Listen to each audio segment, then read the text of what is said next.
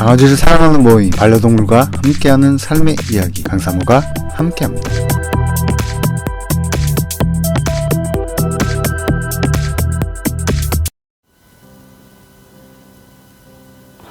최근 펫샵에 방문하여 유기견을 입양하려고 했으나 유기견 입양이 아닌 펫샵의 강아지를 권유받았다는 글들을 접하는 경우가 종종 있습니다. 또한 개인적으로 연락이 와서 이런 유기견 보호소의 문제점을 이야기하는 경우가 있는데요. 오늘은 이 문제점에 대해서 이야기를 나누고자 합니다. 안녕하세요. 강사모 최경선 박사입니다.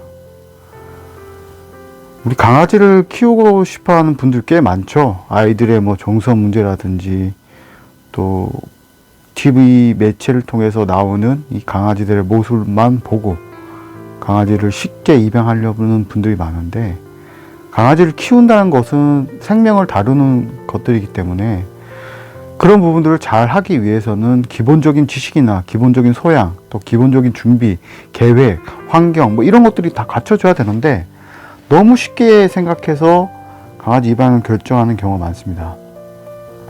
그러다 보니까 이 강아지 공장이라는 것도 활성화되고 이 펫샵이라는 문화도 만들어지고 있는데, 2016년도에 강아지 공장 이슈가 터진 이후로 펫샵 강아지 입양들이 굉장히 많이 줄어드는 그런 추세에 있지만 여전히 그래도 강아지 입양은 많이 일어나고 있습니다.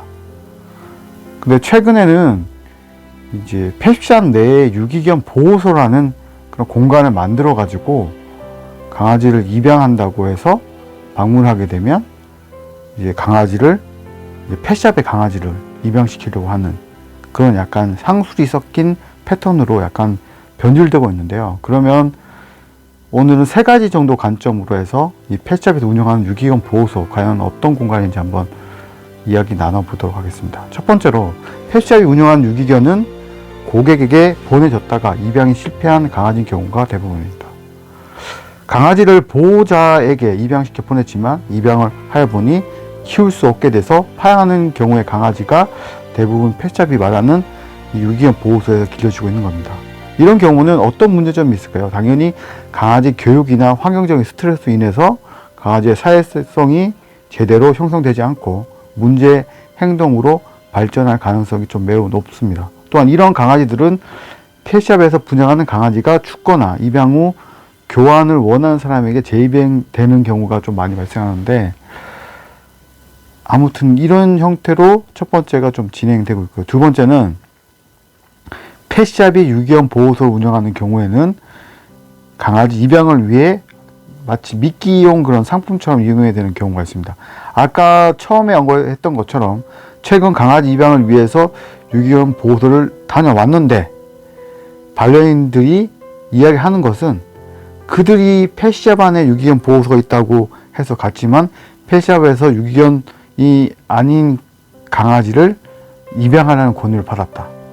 그 중에 가장 놀랐던 것은 보호자들은 유기견에 대한 단점들만 알게 되고 일반 강아지들은 그런 장점들만 늘어놓았다는 그런 판매자를 보면서 이렇게 바뀌는 거구나라는 그런 생각을 했다는 이야기를 들었습니다. 또한 강아지 시세에 대해서도 할인이나 동물병원 검진이라든지 이런 다양한 서비스를 연결해 놓고 최대한 할인해 준다는 말로 이제 일반 강아지 입양을 권유했다고 합니다. 당시 그곳을 다녀온 반려인은 유기견 입양을 했지만 생각했던 내용과 전혀 달랐기 때문에 이런 수익화하려는 모습에 정말 많은 마음의 상처를 받았다고 전해졌습니다. 세 번째로는 펫샵에서 중대 질병이나 강아지가 폐사한 경우에 펫샵이 운영하는 유기견 보호소 강아지들이 그 문제의 해결 용도로 사용되게 됩니다. 소위 말하는 강아지 분양 업계에서 진상 처리 프로세스라고 하는데요. 여기서 말하는 진상이라는 것은 홍역이나 파보, 어떤 중대 질병으로 강아지가 폐사한 경우에 이런 문제들을 이제 진상이라고 이야기했던 거고, 그 진상들을 처리하는 과정에서 그런 경우에는 소비자들이 이 강아지를 재입양하기를 원하는 경우가 많아요. 강아지 죽어서 너무 슬펐고 그랬기 때문에 다른 강아지 입양을 하러 가는데, 이와 같은 경우에는 대체해줄 강아지가 필요하거든요. 이때 고객에게서 파양당하거나 데리고 와서 있는 그런 강아지들을 이제 유기견 보호소라는 공간에서 이제 그런 문제 해결용으로 사용하게 되는 것입니다.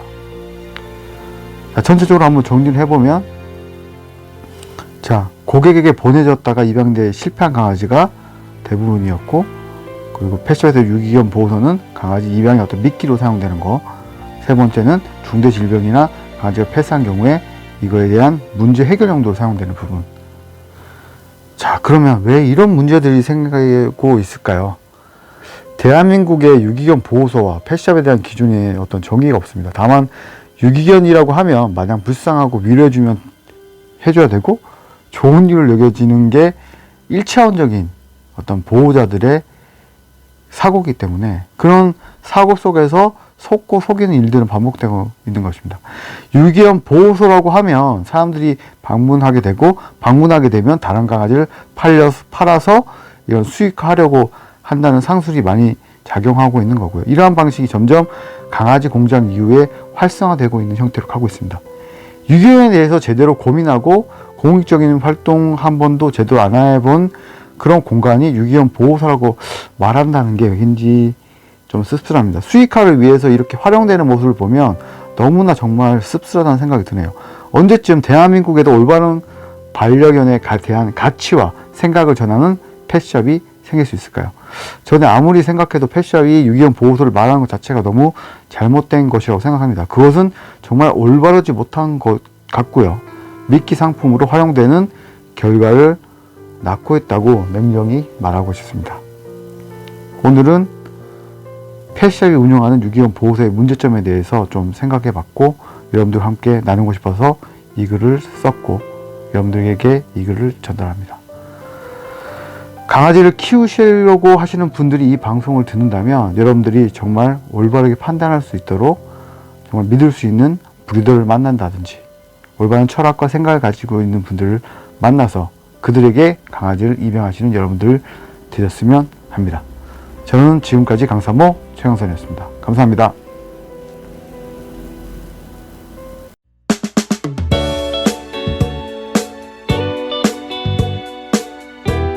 지금까지 강사모의 이야기였습니다. 다음 세대 아이들에게 행복한 반려견 이야기를 나눌 수 있는 강사모 함께 만들어갔으면 합니다. 고맙습니다.